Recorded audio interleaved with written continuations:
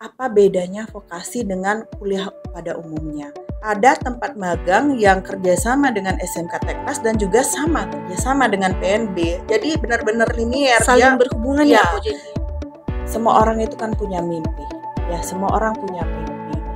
Tapi kalau kamu tidak punya mimpi, bagaimana caramu mengejar mimpi? Harus bermimpi. Itu ada niat, ada usaha, ada doa. Dengan ketiga hal tersebut semuanya pasti akan berhasil.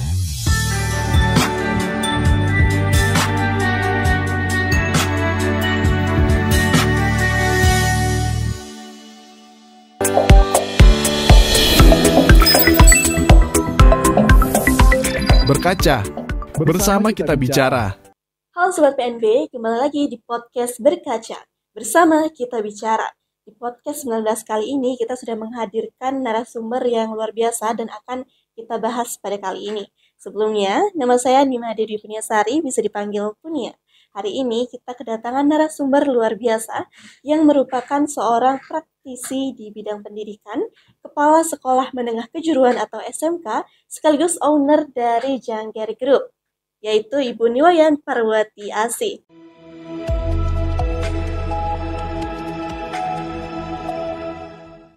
Baik, terima kasih. Jadi saya biasa dipanggil Age Parwati ya, kalau di kantor mungkin Ibu Age. Ya, saya Kepala SMK Teknologi Nasional Denpasar dan saya juga seorang wirausaha. Jadi SMK kami atau SMK Teknologi Nasional Denpasar itu ada di bawah naungan dari Padiknas Denpasar. Ya, Padiknas Denpasar juga menaungi SMP Nasional Denpasar, Undiktas University, dan SMK Teknologi Nasional Denpasar. Nah, kalau dari sisi wirausaha, saya sudah menjadi seorang wirausaha dari tamat SMA sebelum saya menekuni dunia pendidikan. Aduh, menarik sekali Bu. Lanjut deh Bu.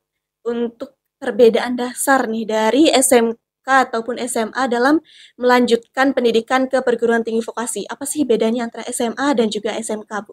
Ya, jadi kalau di SMK, volume prakteknya itu lebih tinggi dibandingkan dengan teori. Kalau di SMA tentu berbalik ya dari SMK.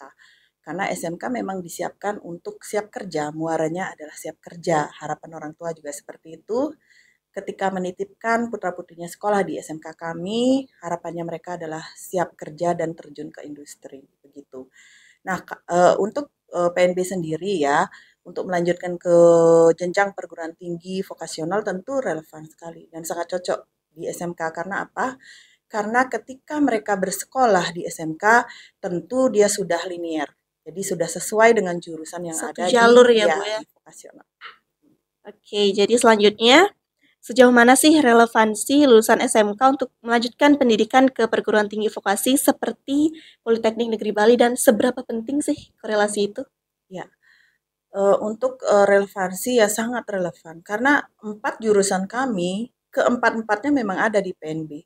Ya, keempat-empatnya memang ada di PNB dan peminatnya sangat besar. Ya, kenapa peminatnya sangat besar? Karena memang ketika kita memperkenalkan kampus, memperkenalkan jurusan relevan, tentu vokasional inilah jalurnya. Karena ketika di SMK mereka sudah mendapatkan teori yang sesuai, mereka mendapatkan praktek yang sesuai. Sekarang diperkuat lagi dengan vokasional jalur di perguruan tinggi, tentu mereka lebih matang dan lebih siap terjun di industri menjadi tenaga kerja, entah entrepreneur di bidang tersebut.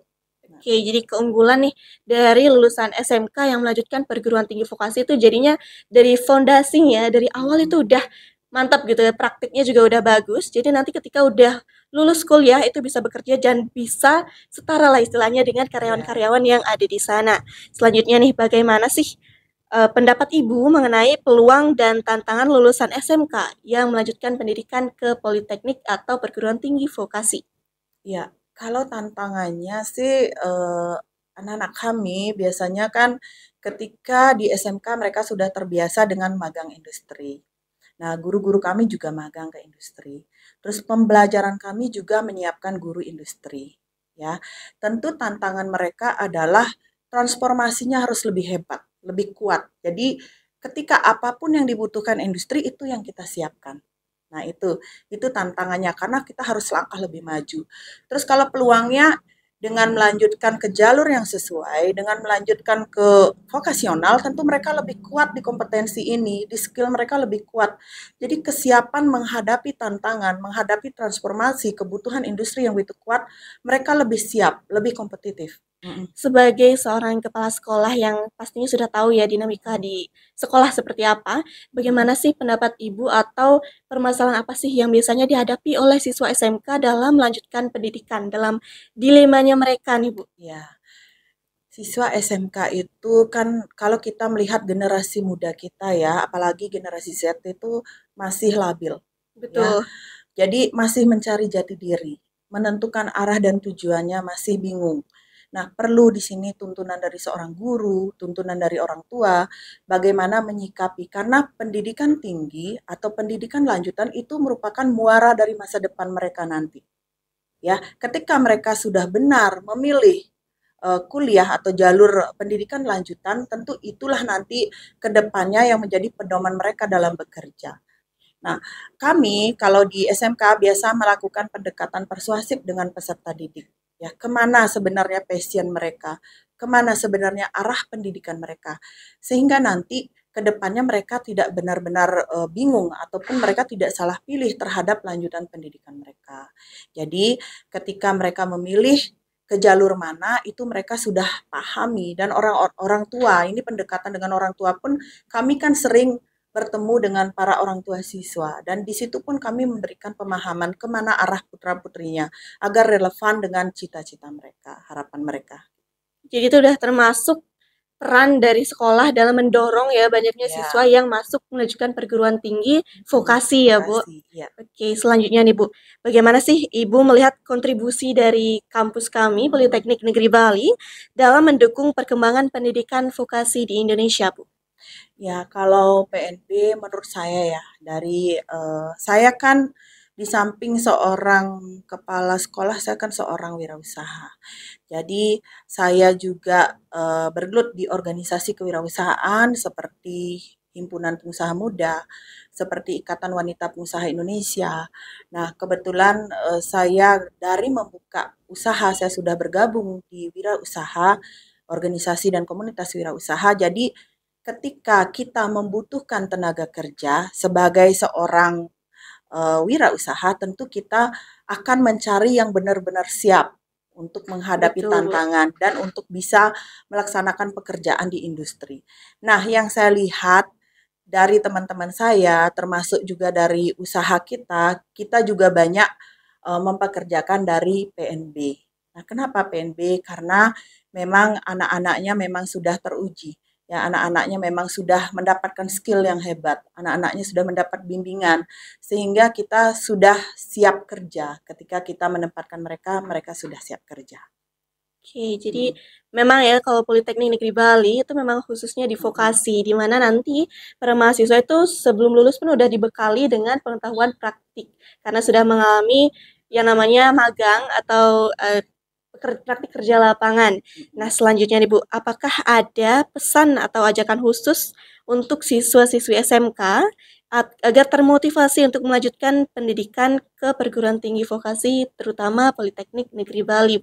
Ya, bagi peserta didik ya, anak-anak SMK di seluruh Bali, baik di luar Bali sekalipun, ya kita memang ingin sekali ya, kalau kita melihat kenapa saya sering menanyakan kenapa orang tua memilih SMK, mereka pasti harapannya adalah siap kerja.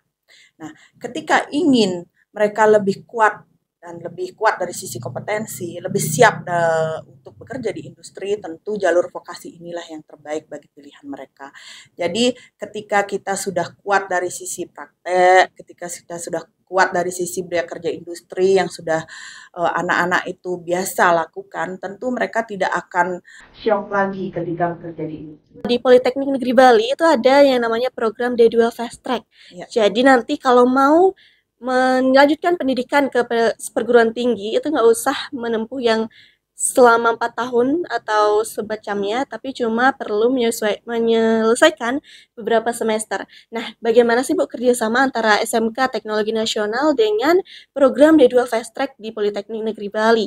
Ya, jadi untuk program D2 Fast Track kami juga mengusung sebagai program unggulan di sekolah kami ya, karena keempat jurusan kami di SMK Teknas, baik teknik komputer jaringan, desain komunikasi visual, akuntansi, maupun manajemen perkantoran, semuanya sudah MOU dengan PNB ya untuk D2 Fast Track.